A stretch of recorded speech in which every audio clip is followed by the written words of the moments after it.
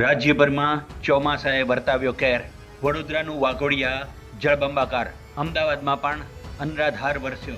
આણંદમાં 8 કલાકમાં જ 7 ઇંચ વરસાદ. ગુજરાતમાં ઉજવાઈ રહી છે જળાષ્ટમી. અમદાવાદ સહિત અનેક જિલ્લામાં ગઈકાલ રાતથી વરસાદ ધુઆંધાર બેટિંગ કરી રહ્યો છે.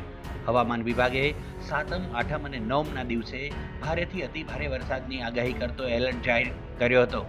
આ વચ્ચે અમદાવાદના મગરબા વિસ્તારમાં ધોધમાર વરસાદ શરૂ થયો.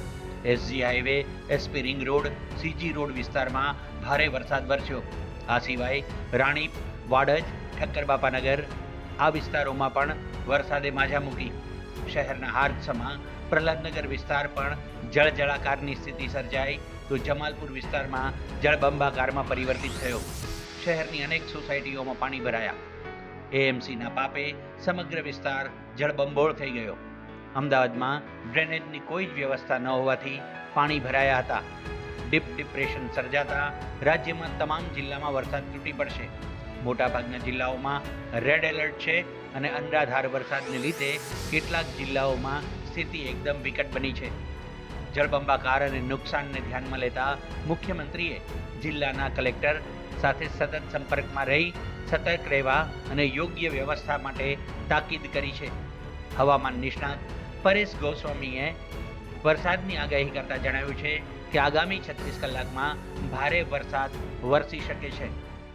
રાજ્યની અંદર અત્યારે એક સાર્વત્રિક વરસાદનો રાઉન્ડ ચાલી રહ્યો છે, જેની અંદર બંગાળની ખાડીમાંથી જે લો પ્રેશર આવ્યું, જે ગઈકાલે ગુજરાતથી ખૂબ નજીક પહોંચી અને સ્ટ્રોંગ બની અને એ ડિપ્રેશન બની ચૂક્યું છે અને એ ડિપ્રેશન પણ અત્યારે ખૂબ સ્ટ્રોંગ બન્યું છે. પણ આ જે સિસ્ટમ હતી એના આઉટર ક્લાઉડની હિસાબે છેલ્લી 24 થી 36 કલાકની અંદર રાજ્યની અંદર સાર્વત્રિક વરસાદ નોંધાયો. મોટાભાગના વિસ્તારોની અંદર 2 થી લઈને 5 ઇંચ જેવા વરસાદો નોંધાયા છે અને અમુક વિસ્તારની અંદર 8 થી લઈ અને 12 ઇંચ સુધીના વરસાદો પણ પડ્યા છે. પણ અત્યારે જે છેલ્લી 36 કલાકની અંદર જે વરસાદો પડ્યા એના કરતાં પણ ભયંકર વરસાદ છે હવે આવનારી 36 કલાકની અંદર જોવા મળે તેવી શક્યતાઓ છે, કેમ કે અત્યાર સુધી જે આ વરસાદો પડ્યા એ સિસ્ટમના આઉટર ક્લાઉડની અસરને કારણે હતા. હવે આ સિસ્ટમ આપણી ઉપરથી પસાર થઈ રહી છે અને અત્યારે જે સિસ્ટમ છે એનો જે સેન્ટ્રલ પાર્ટ હોય છે મધ્ય ગુજરાત અને સૌરાષ્ટ્રના અમુક ભાગો પર અમુક પાર્ટ છે એના દક્ષિણ ગુજરાત તરફ ઝૂકેલા છે. એટલે જોવા જઈએ તો સિસ્ટમ છે અત્યારે ભાવનગરથી લઈ ખંભાતનો અખાતના અમુક વિસ્તારો કવર કરી બરોડાથી લઈ અને આણંદ, નડિયાદ, અમદાવાદ, કપડવંજ અને જે વિરમગામ અને સાણંદ સુધીના વિસ્તારો છે આ વિસ્તારો ઉપર અત્યારે આ સિસ્ટમનો સેન્ટ્રલ પાર્ટ છે. આ સિસ્ટમ અત્યારે ધીમે ધીમે પશ્ચિમ તરફ ખસી રહી છે કે આ કચ્છ અને સૌરાષ્ટ્રના પાર્ટ ઉપર થઈને પાકિસ્તાન તરફ આ સિસ્ટમ આગળ વધવાની છે. પણ આ સિસ્ટમ એ તરફ આગળ વધે ત્યાં સુધીમાં આજે 26 તારીખ સાંજ સુધી, 26 તારીખને રાત્રિ, 27 તારીખે રાત અને 28 તારીખ સવાર સુધી, એટલે કહી શકાય કે આવનારી 36 થી 40 કલાકની અંદર રાજ્યની અંદર એક પ્રકારે મેઘતાંડવ થવાનું છે. અનેક વિસ્તારોની અંદર 15 ઇંચ કરતાં પણ વધારે વરસાદ પડી જશે. આગામી દિવસોમાં પણ ભારે વરસાદની આગાહીના પગલે આજની રાજ્યની સ્થિતિનો તાગ લેવા મુખ્યમંત્રીએ સોમવારે બપોરે સ્ટેટ ઇમરજન્સી ઓપરેશન સેન્ટર જઈ અને બેઠક કરી. વરસાદગ્રસ્ત જિલ્લાઓના કલેક્ટર્સ અને મ્યુનિસિપલ કમિશનરો તથા જિલ્લા અધિકારીઓ સાથે વિડીયો કોન્ફરન્સ યોજીને તલસ્પર્શી વિગતો મેળવી. મુખ્ય સચિવ રાજકુમાર સહિત સરકારના તમામ વિભાગોના વરિષ્ઠ સચિવો, એનડીઆરએફ, હવામાન વિભાગના અધિકારીઓ આ બેઠકમાં જોડાયા હતા. મચ્છી બોટ ભારતીય કન્સ્ટ્રક્શન તમને બોલાવે છે, દરિયામાં તૂફાન આવવાનું છે. मच्छी बोट कोस्ट गार्ड बुला रहा है. हमारे समुद्र में तूफान आने की संभावना है. તો બીજી તરફ મોડી રાત્રે મોરબી જિલ્લાના હળવદ તાલુકાના ઢવાણા ગામ પાસે નદીના કોઝવે ઉપરથી પાણીમાં ટ્રેક્ટર તણાઈ ગયું. તેમાં બેઠેલા લોકોમાંથી લગભગ 17 લોકો પાણીમાં તણાયા હતા, જેથી એનડીઆરએફ તેમજ એસડીઆરએફની ટીમોને તુરંત બોલાવાઈ હતી અને બચાવ રાહતની કામગીરી કરાઈ હતી. પાણીમાં તણાયેલા લોકોમાંથી 9 જેટલા લોકોને વહેલી સવાર સુધીમાં બચાવી લેવામાં આવ્યા, જ્યારે બાકીના 8ની શોધખોળ ચાલુ છે. રાજ્યમાં ભારે વરસાદને પગલે સર્જાયેલી પરિસ્થિતિના કારણે રાહત અને બચાવ કામગીરી કરવામાં આવી રહી છે. અમદાવાદ જિલ્લા કલેક્ટર પ્રવીણા ડીકેના માર્ગદર્શનમાં જિલ્લાભરમાં વરસાદને કારણે સર્જાયેલી પરિસ્થિતિ પર વહીવટી તંત્ર નજર રાખી રહ્યું છે. ગત રાત્રિએ અમદાવાદ જિલ્લાના ઠેર ઠેર ભારે વરસાદના કારણે પાણી ભરાયા, ત્યારે સાણંદ તાલુકાના રૂપાવટીના ખેતરમાં રહેતા વાદી સમુદાયના 150થી વધુ નાગરિકોને મુશ્કેલી હતી. રોપાવટી ગામના તલાટી કેસી બરંડા અને ટીમ દ્વારા ફસાયેલા લોકોને તાત્કાલિક ધોરણે સ્થાનાંતરિત કરી સલામત સ્થળે ખસેડવાની કામગીરી શરૂ કરવામાં આવી હતી. ટ્રેક્ટરની મદદથી નાગરિકો ઉપરાંત તેમના પશુધન અને ઘરવખરીને પણ સલામત સ્થળે ખસેડવામાં આવ્યા હતા.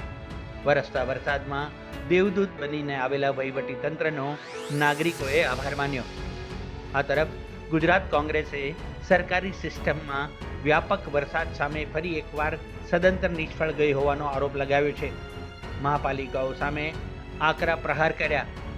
ગુજરાતના અનેક વિસ્તારો અતિવૃષ્ટિથી પ્રભાવિત છે, ત્યારે જરૂરિયાતમંદ લોકોને મદદરૂપ બનવા કોંગ્રેસ પરિવારના તમામ સભ્યોને અપીલ કરતા રાજ્યસભા સાંસદ શક્તિસિંહ ગોહિલે કહ્યું કે ગુજરાત સરકાર અને કેન્દ્ર સરકાર કુદરતી આફતના સમયે તત્પરતા દાખવે અને ઉદાર હાથે અસરગ્રસ્ત લોકોને સહાય અને જીવન જરૂરી ચીજવસ્તુઓ મળી રહે તેની પણ વ્યવસ્થા કરે. ગુજરાતના અનેક વિસ્તારો અતિવૃષ્ટિથી પ્રભાવિત છે અને હજી આગાહી છે કે 72 કલાક સુધી ભારે અને અતિભારે વરસાદ થવાનો છે. ત્યારે મારા કોંગ્રેસ પરિવારના તમામ સભ્યશ્રીઓને વિનંતી કરું છું કે જ્યાં ક્યાંય અતિવૃષ્ટિથી લોકો પ્રભાવિત છે ત્યાં આપણાથી જે શક્ય બને તે મદદ કરજો. નીચાણવાળા વિસ્તારોમાં પાણી ભરાયા હોય અને આપણે એને આશ્રય આપી શકીએ એમ હોય તો એવા લોકોને આશ્રય આપજો.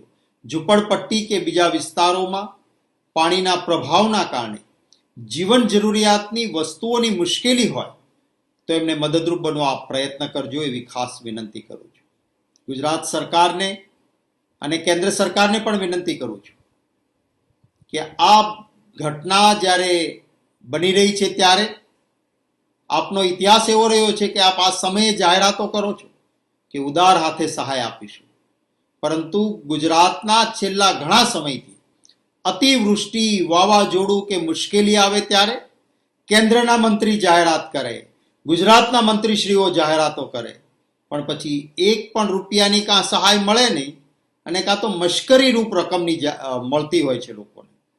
આ બરાબર નથી. આપણા ડિઝાસ્ટર મેનેજમેન્ટ એક્ટની જોગવાઈ છે કે આવી પરિસ્થિતિ થાય ત્યારે રોકડ સહાય, કારણ કે ઘણા બધા લોકો રોજનું લઈને રોજ ખાતા હોય છે અને એટલા માટે જ કાયદાથી જોગવાઈ છે કેશ ડોલ્સ એટલે કે રોકડ સહાયની. આજ સુધી જે રોકડ સહાય ભૂતકાળની સરકારો ઉદાર હાથે આપતી હતી કેશ ડોલ્સ, એ ભારતીય જનતા પાર્ટીની સરકારમાં મળતા નથી. તાત્કાલિક આ વ્યવસ્થા શરૂ થાય એવી પણ વિનંતી કરું છું.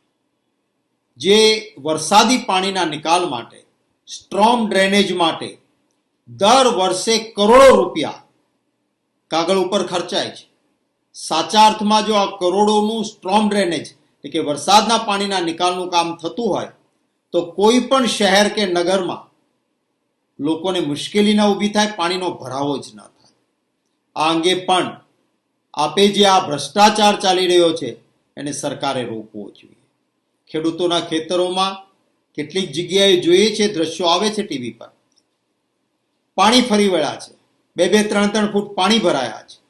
આ ખેતરોને નવસાધ્ય કરવા એ આસાન કામ નથી. સરકારે ઉદાર હાથે આ ખેતરોને નવસાધ્ય કરવા માટે પણ મદદ કરવી જોઈએ.